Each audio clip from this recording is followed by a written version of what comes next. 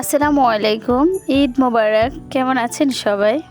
যদিও ঈদের দ্বিতীয় দিন ভয়েস দিচ্ছি, ভিডিওগুলো কিন্তু আগেরই করা, সাথে ঈদের দিনের ভিডিও কিছু করেছি, সেটা জুড়ে দিয়েছি।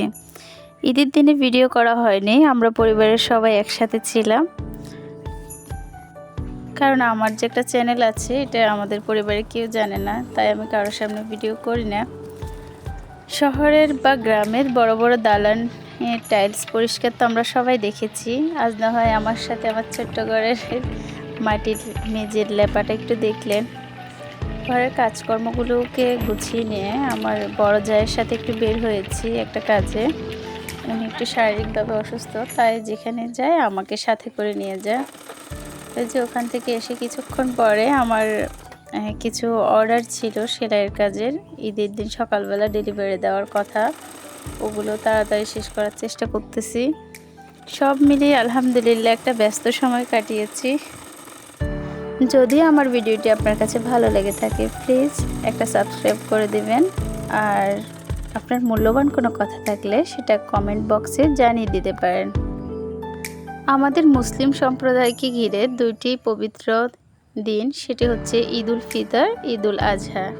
দেখতে দেখতে দুটি ঈদে আমরা কাটিয়ে পেলাম, শত জল্পনা কল্পনা শেষে কে কি কোরবানি দিবে না দিবে। অবশেষে আলহামদুলিল্লাহ আমাদের সবাই এই যে দেখতে দেখতে ঈদটাও কেটে গেল। যে যার সামর্থ্য অনুযায়ী দিয়েছি, কবুল করার মালিক একমাত্র আল্লাহ তাআলা। ঈদের দিন সকালবেলা আমি খুবই ইমোশনাল হয়ে গিয়েছিলাম। ঈদের 2 দিন আগেও আমাদের এখানে গরু বাজার হয়েছে। তাহসিন বলতেছে, মা ইস যদি আমার বাবা থাকতো, আমাকে গরু বাজারে গরু দেখাতে নিয়ে যেত। তখন আমার মনটা খুব খারাপ ছিল। ঈদের দিন সকালবেলাও আমি ওকে গোসল করিয়ে রেডি করাই দিছি ঈদগাহে যাওয়ার জন্য। তখন ও বলতেছে, মা ইস যদি এখন আমার বাবা থাকতো, আমাকে ঈদগাহে নিয়ে যেত। আমি দেখেছি একটা সন্তানের তার বাবার জন্য ভয়ঙ্কর রকমের এক অনুভূতি, একটা স্ত্রী তার স্বামী ছাড়া এক অসহায়ত্ব।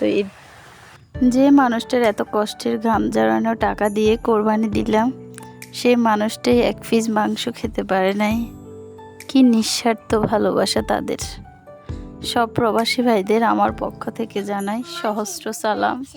হে আল্লাহ, আমার স্বামীর সাথে সাথে সকল প্রবাসী ভাইদের হায়াতে বরকত দান করুন।